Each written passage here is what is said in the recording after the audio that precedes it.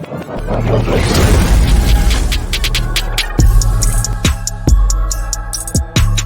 welcome back to another Real Talk Reaction. This right here is for The Office, Season 5, Episode number 17. Don't forget to like and subscribe. Hit the notification bell as well. Tell a friend that we still out here watching TV shows and movies all day long. That's how we do it. Thank you.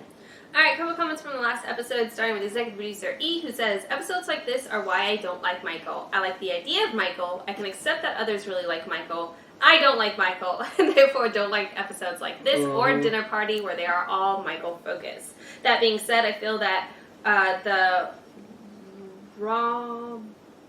I think Ronald Dahl book is the best version personally of Charlie and the Chocolate Factory, and I do like seeing more of Dwight. Also, Andy needs to get himself another interest after how Angela destroyed him. Yeah. Great reaction, can't wait to see more. Yeah, and I mean, Andy's definitely projecting all of that onto any relationship he sees, which, you know, you can empathize with, but yeah, he definitely needs to get something else that motivates him outside of filling those feels.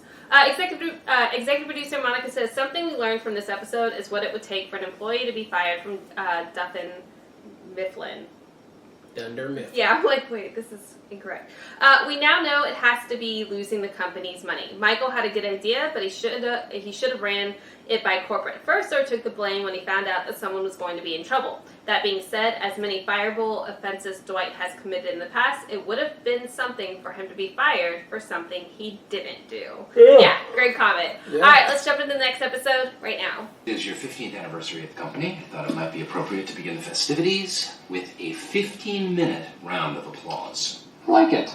Followed by a 15-minute moment of silence. I don't know.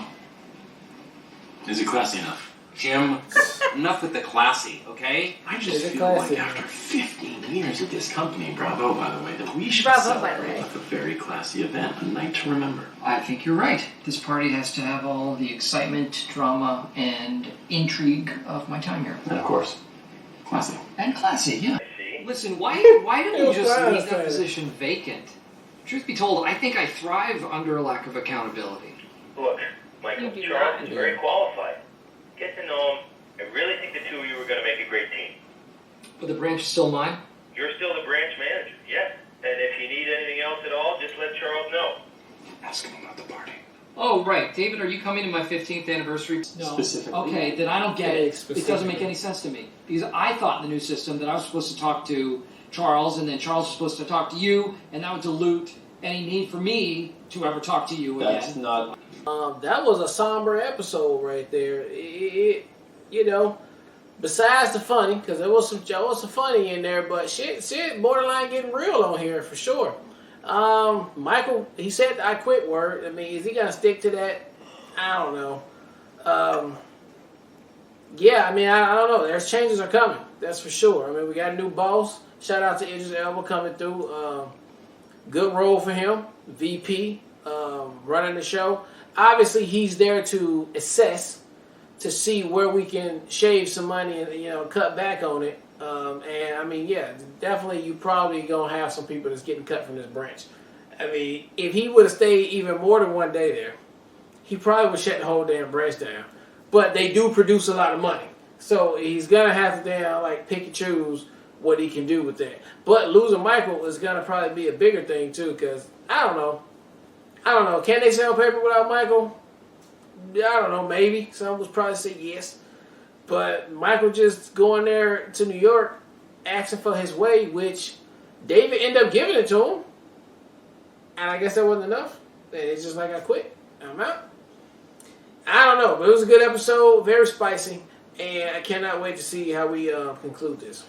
I absolutely love Idris Elba being in this episode. He was the boss, as he usually is. It feels like he walked off the wire and was like, this is my real job I can use with all the education I got. But I really loved seeing him. That was really great. Yeah, it was definitely a more somber episode. I will say, I feel like Jim honestly deserved everything he got in this episode. Not that we don't appreciate and find the hilarity in everything that he does, but bringing somebody outside of the immediate circle and his behavior and the way that looks absolutely would be like, this is unprofessional as all hell. And I just liked how authentic the show was in showing that. Like, I felt so embarrassed for him and, like, cringy and all that. Although I've been hyped up the entire series as far as all the shenanigans he does, it was really cool to see that perspective shifted in the way that they were able to do that this episode. I really appreciated that. As far as everything with Michael, he was a big-ass baby this episode, but I also feel like David specifically did not handle that situation well. You've been spending 15 years or however long with Michael. You know how he operates. Just cutting yourself out of the mix and trying to create a go-between with Idris's character was entirely not thought out. And it was disrespectful as fuck. You could have sat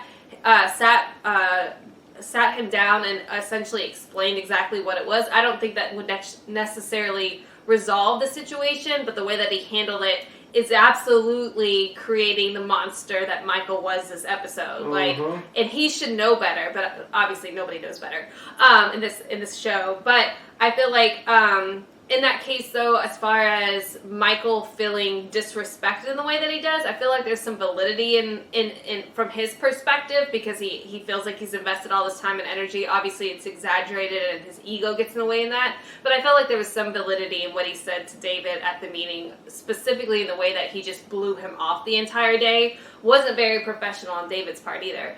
But I was super surprised that he came with the "I quit." Like, I wasn't expecting that at all. And that feels like a very not likely thing that Michael would do. Michael would never quit. Like, this is like his life mission, and this is like what he is so focused on. So to have him hit a breaking point where that's what he's articulated, I was honestly like, did he hear himself? Does he know what he said? He's being real. So anyway, for all those reasons, though, it was a really good episode, though. I thought it was written really well, and very interested in seeing, you know, how this plays out now. Also, Angela, to me, was just in another world this episode. Her being super sprung is not something that I saw coming, and I was just like, why is she behaving this way? So I thought that was nice, though, to switch up her character a little bit with that as well. But I thought it was a really good episode, and I appreciate the perspective shift, and excited to see kind of how it plays out from here. Yeah.